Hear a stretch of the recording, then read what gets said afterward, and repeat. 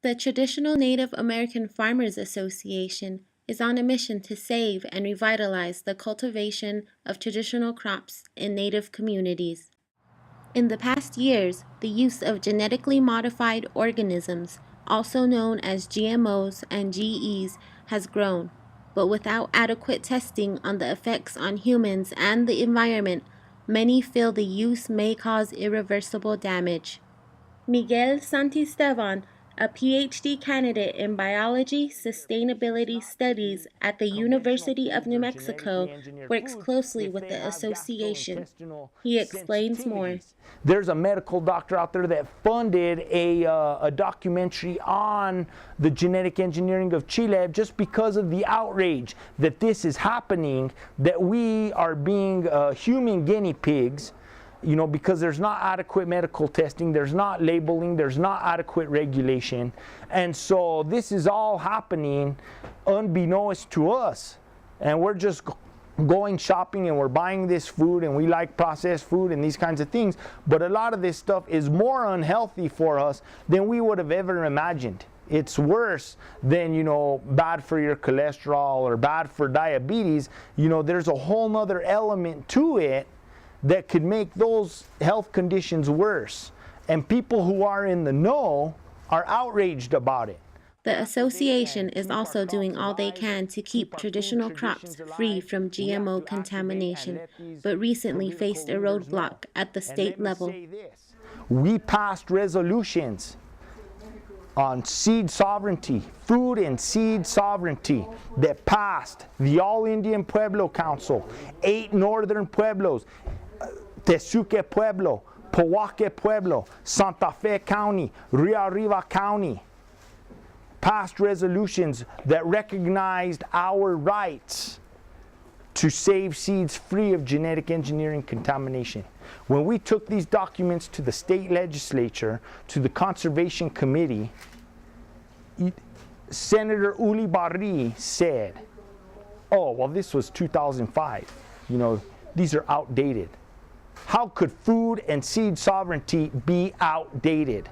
I tried contacting Senator Unbari and other members of the Conservation Committee, but wasn't able to get a reply. However, I was able to obtain recordings from the hearing in question. I don't want the impression out there that I'm not for the small farmers. I am. I'm for anything that helps our small farmers because that's rural New Mexico. I come from rural New Mexico. I am just questioning the urgency of this bill.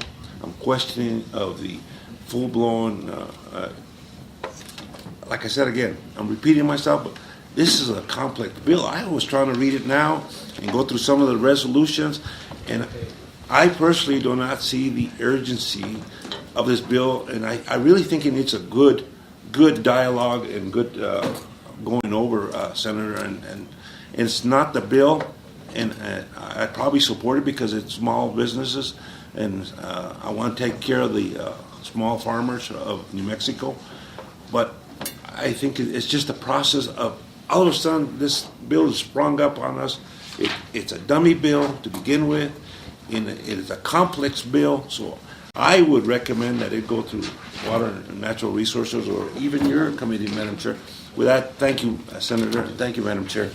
We do know that the suits are happening in other states, and maybe if we take it to the interim next year, there'll be 6 or 7 farmers who've lost everything who can come back and say, so I can't tell you for sure if that's going to happen, and you are right. If there is no issue and if it's unintentional, then you could argue the other side, which is, why is the industry so threatened by saying if it's unintentional, put it in a bill just to protect them. So, but maybe we need to lose maybe 10 or 15 or 20 or 100 small farmers need to be wiped out by big lawsuits like has happened in other states, and then they can come back, and there will be some urgency. I mean, I would hate to see some family farms go that route, but maybe that's what it'll take.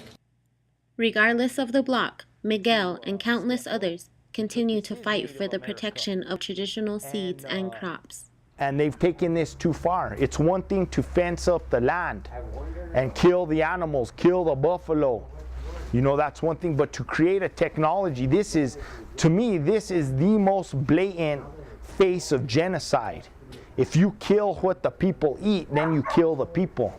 So if they take this ability away from us and they're at the beginning of doing that, then we lost forever.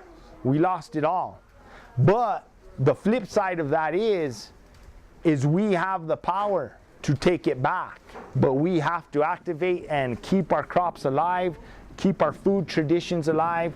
We have to activate and let these political leaders know. Not only does the Farmers Association involve itself in actions such as these, but they've also incorporated community-based workshops into their program in an effort to encourage sustainable living through indigenous knowledge. Clayton Bracupe, the director of the Farmers Association, sat down and shared the importance of working with elders from these native communities. Mid-90s, and it kept coming up as a concern with the older farmers that didn't see a younger generation replacing them, I guess you might say. And when they were losing the older farmers, the knowledge and information would go with them, but also the seeds. So they convened a meeting in Gallup, New Mexico, and out of that meeting, we decided to address it by forming this association. Our mission has been to revitalize traditional agriculture for spiritual and human use. That's our mission statement, and that's what we've been doing. The association held their 15th annual Indigenous Sustainable Communities Design course this past summer in the neighboring community of Santa Cruz at the Camino de Paz Farm and School.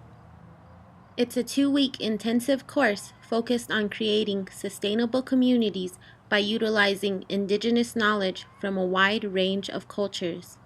Some of the topics that are covered by the course include women in agriculture, traditional agriculture, organic agriculture, seed saving, butchering, traditional foods, traditional diet and nutrition, alternative building, and land restoration. The participants are taught in a hands-on environment, encouraging growth as a community. It's not just about that, about farming, planting seeds. That's part of what we do. But like I was saying, that's the foundation of our culture. So For NAPT, this is Kira Lasilu in Santa Cruz, New Mexico.